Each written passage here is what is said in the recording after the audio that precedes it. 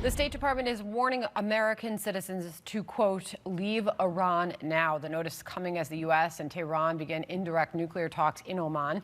Let's get our national security correspondent Jennifer Griffin to give us the latest details out of Washington. Hello, Jennifer. Hi, Sandra. Well, shortly after the talks ended in Oman today, the IRGC Navy sent about 40 fast boats into the Strait of Hormuz after the U.S. slapped more sanctions on Iran's ghost fleet of tankers used to smuggle oil. The face-to-face talks lasted 8 hours. The two sides agreed to meet again. Overall, I can say that it was a good start. This was the first time U.S. and Iranian negotiators have spoken in depth since the U.S. and Israel bombed Iran's nuclear sites last June. Present for the talks, U.S. CENTCOM Commander Admiral Brad Cooper, who has been assembling an armada in the Middle East to include a U.S. aircraft carrier strike group. Treasury Secretary Scott Bessent revealed Thursday the Iranian protests in December may have been the result of U.S. economic pressure, which led to a dollar shortage and one of Iran's largest banks failing. We have seen the Iranian leadership wiring money out of the country like crazy. So the rats are leaving the ship, and that is a good sign that they know the end may be near. The U.S. State Department is urging Americans to leave Iran immediately. If they cannot leave, officials advise finding a secure location and stocking food, water, medications, and other essentials. There's a lot at stake if talks fail.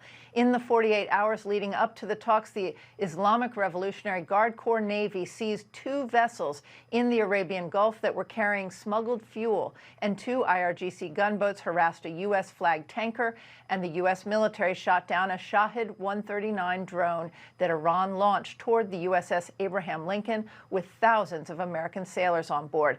Ahead of the talks, there was an uptick in verbal threats from Tehran. I'm sure the Strait of Hormuz will be a slaughterhouse. It will be hell for them. Iran will show that the Strait of Hormuz historically belongs to Iran. Satellite images show new activity at the Esfahan nuclear complex, possibly aimed at protecting the site from future military strikes. Today, Sandra, the negotiations only focused on Iran's nuclear program, not regime change, nor Iran's ballistic missile arsenal, which Israel has repeatedly said must be part of the talks. Sandra. All right, Jennifer Griffin, live out of Washington on that for us. Jennifer, thank you very much. John.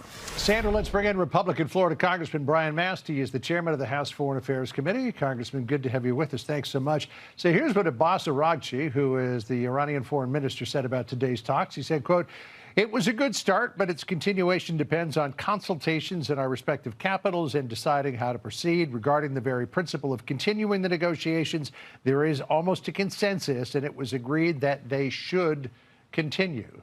But Iran's got a long history of this. Oh, let's talk, but let's do it through intermediaries. This time the talks were face-to-face. They drag things out, and then they go back and they give a middle finger to the United States. You expect that's going to happen again? I think they're in the process of doing that in part already. And I think there's probably 2 different conversations that are being had. You have Witkoff and Kushner and Admiral Cooper saying, listen, the United States of America's position is this. You are no longer going to be a threat to us or our allies.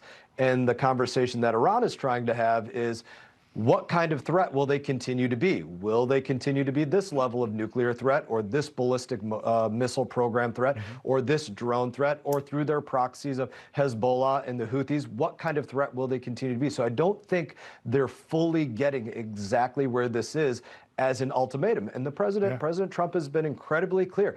Conversation number 1, but if it takes combat to end threats against the United States of America, then that's acceptable too. All right, well, here's what President Trump said about it in an NBC News interview on Wednesday. Listen here. Should the supreme leader in Iran be worried right now? I would say he should be very worried, yeah. He should be. As you know, they're negotiating with us. They were thinking about starting a new site in a different part of the country. We found out about it. I said, you do that, we're going to do very bad things to you.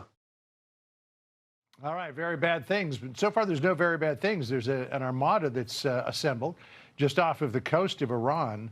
Which way do you think this is going to go? Is Iran going to say, okay, we fold our tent, we're going to give you nuclear, we're going to give you missiles and end our malign activity in the Middle East? Or could this come to war? I think so far Iran is still willing to roll the dice. You can just look in the last 48 hours and what's taken place. Number one, them sending Shahed attack drones, one-way attack drones to U.S. Navy vessels carrying about a 100-pound explosive payload, also using their ships to harass United States Merchant Marine Fleet vessels. So they're answering in that way. I think beyond this, again, they're not recognizing that we're having two different conversations. We're saying the threat has come to an end. They're still deciding, are they going to advance their ballistic missiles, which is a key to their offensive capabilities. That's what they rely upon, to just being able to reach Israel and Tel Aviv, or beyond what they think. They think they're going to expand it to reaching London and Berlin and Paris and maybe even D.C., Miami, New York. That's never going to be the case for them.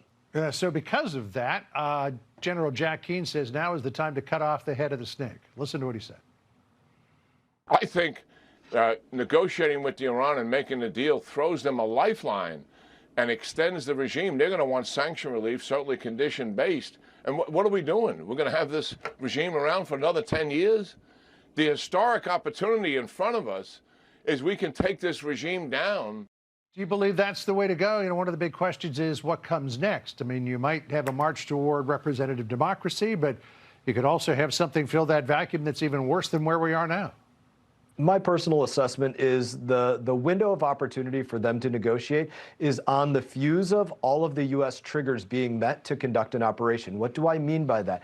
Number one, the trigger that has to be met is how do you make sure that day one after any change in Iran results in a better day? Just like in Venezuela, day one after scooping up Maduro was a better day. You could say the same thing about the strike on Iranian nuclear infrastructure. So that's trigger number one. But the triggers go well beyond that to do any operations have the right weather to conduct the operations? Do they know the location of the Ayatollah? Who's co-located with the Ayatollah? A host of different things. Nothing happens until every trigger is met, but I think that's when the fuse runs out.